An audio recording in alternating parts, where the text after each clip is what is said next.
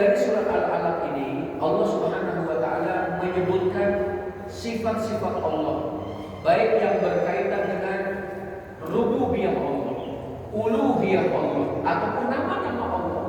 Jadi dengan perbuatan Allah disebutkan Allah yang menciptakan, ya. Kemudian juga Allah Subhanahu wa taala yang Maha Pemurah dengan perbuatan Allah.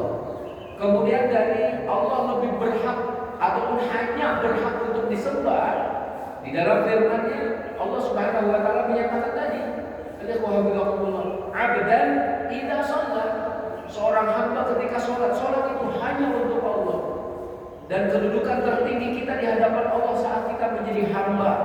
Ya, jadi keberhakan Allah untuk disembah. Adapun nama-nama Allah tadi sebagai disebutkan warabbukal akram, Allah itu Maha Pemurah, walaupun nama Allah Al-Karim, tapi di sini disebutkan ismu tafdil.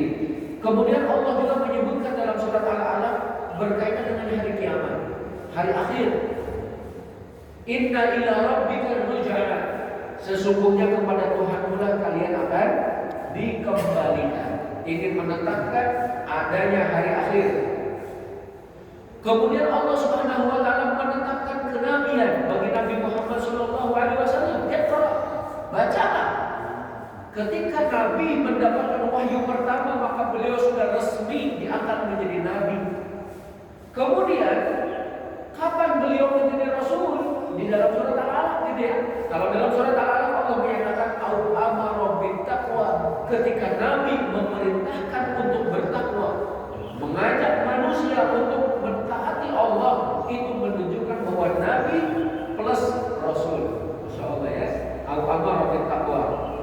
Kemudian Bapak sekalian, di dalam surat Al-Alaq juga Allah Subhanahu wa taala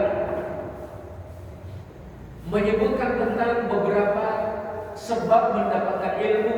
Yang pertama tentu adalah wahyu, Bapak sekalian ya. Wahyu dengan wahyu dari Allah Subhanahu wa taala.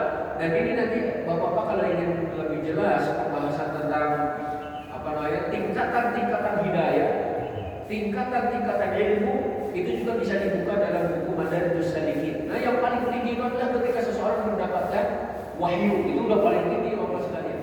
Baru nanti di bawah-bawahnya, di antaranya ada ilham, gitu ya, Bapak sekalian. Itu kalau ilham bukan hanya untuk para nabi, tapi juga kepada orang-orang yang beriman lainnya. Seperti Rasul menyatakan, sesungguhnya di antara kalian ada orang yang selalu mendapatkan ilham, muhaddas, gitu ya. Kalau ada orangnya, maka itulah Umar bin Khattab. Dan benar Umar bin Khattab adalah orangnya. Kemudian juga cara mendapatkan ilmu itu dengan akal, Bapak sekalian.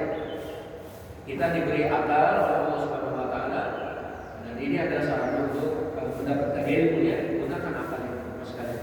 Kalau ada akal yang tidak digunakan, jual, Bapak sekalian. Barangkali ada yang tak punya, ya, sayang punya akal tidak dipakai, ya,